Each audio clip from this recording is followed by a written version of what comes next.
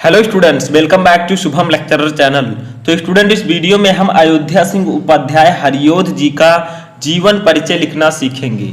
यानी कि इनके जीवन परिचय, साहित्यिक परिचय और रचनाओं पर डिस्कस करेंगे और ये भी जानेंगे कि जीवन परिचय और साहित्यिक परिचय में क्या अंतर होता है, आपको किस टॉपिक में क्या लिखना होता है। ठीक है, शब्द सीमा जो होती है आपकी उतने में ही हम लिखेंगे, ना बहुत ज़्यादा बड़ा लिखेंगे ना बहुत ज़्यादा छोटा। तो इस वीडियो को लास्ट तक देखते रहिए, वीडियो बहुत ही ज़्यादा इंपॉर्टेंट है। ठीक है, तो देखिए अयोध्या सिंह उपाध्याय जी का जीवन परिचय। तो सबसे पहले हम उनके जीवन परिचय पर डिस्कस करेंगे कि इनका जन्म कहाँ हुआ, इनके पिता का क्या नाम था, मृत्यु कब हुई।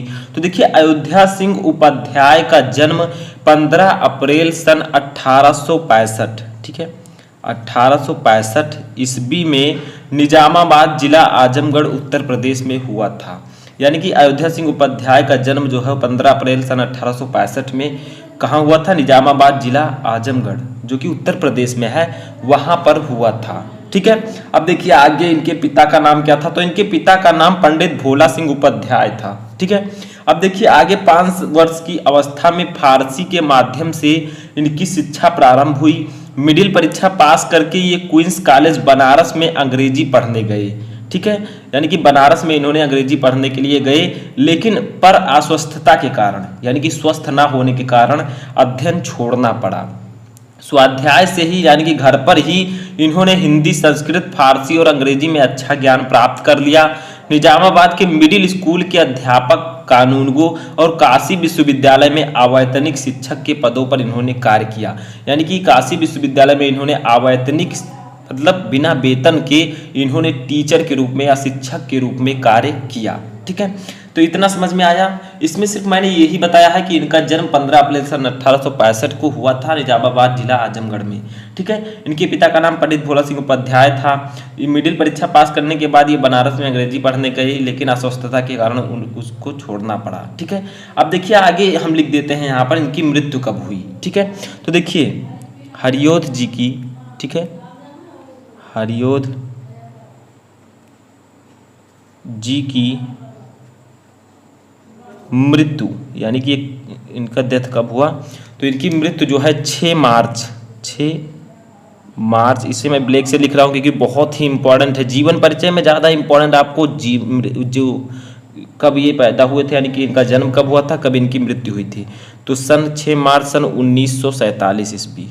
ठीक है, 1947 ईस्वी में हुई। ठीक है, तो हरियोध जी की मृत्यु जो है 6 मार्च सन 1947 ईस्वी में हुआ। ठीक है, तो इतना समझ में आया। ये आपको लिखना है जीवन परिचय में।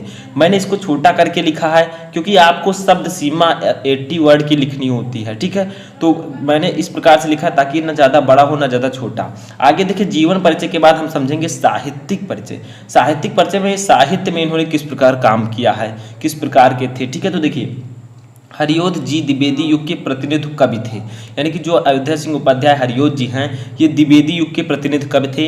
इन्होंने खड़ी बोली को नया रूप प्रदान किया तथा प्राचीन कथानकों में नवीन उद्भावनाएं समाहित की। कुछ लाइनें आप और भी लिख सकते हैं, ठीक है, लेकिन आपको वर्ड की जो सीमा है उसको देख कर चलना होगा। इनके काव्य में वात्सल्य रस एवं विप्रलम्भ श्रृंगार का जगमगाता रूप झलकता है। यानी कि वात्सल्य रस और विप्रलम्भ श्रृंगार रस जो है इनके काव्य में दिखता है।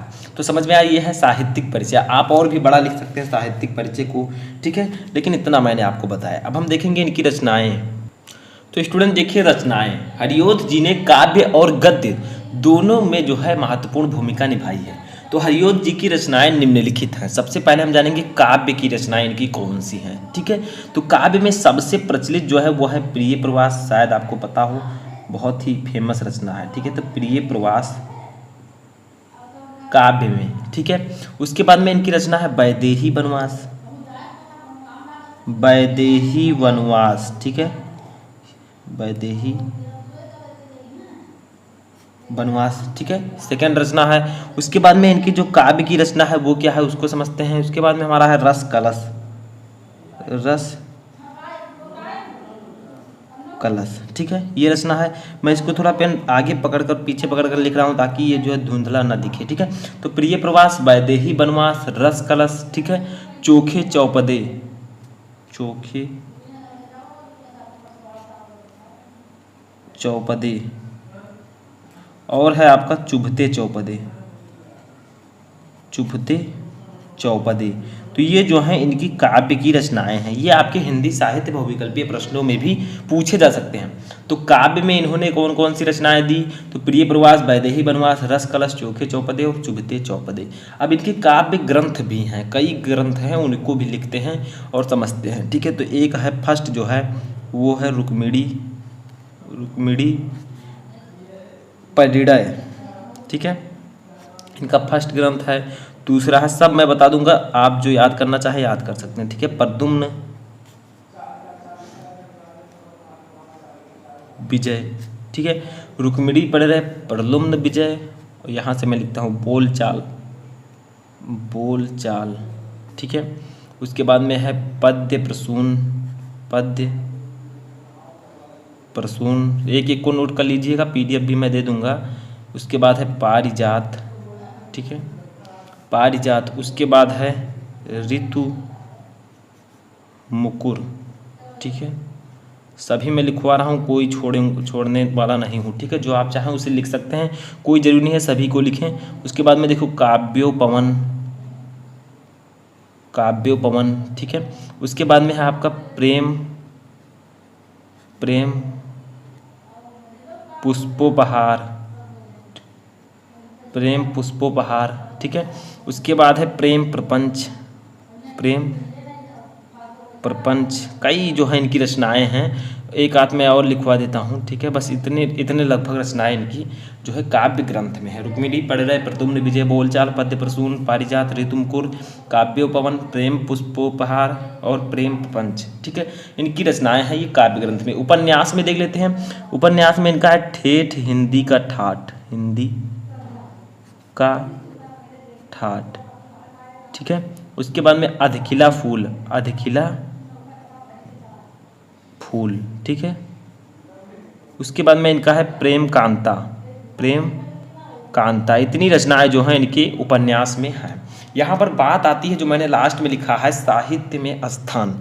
अगर आप लिखना चाहें तो लिख सकते हैं थोड़ा सा, जिससे आपको पूरे नंबर मिलेंगे। अगर नहीं लिखते हैं तो भी मिल जाएंगे, लेकिन इसको लिख दीजिएगा। ठीक है, थोड़ा सा लिख दीजिएगा इनके बारे में। तो क्या लिखेंगे इसमें कि निसंकोच हम यह कह सकते हैं कि हरियोध जी की काव्य प्रतिभा विविध रूपिणी है, यानी कि काव्य प्रतिभा जो इनकी है बहुत अच्छी है।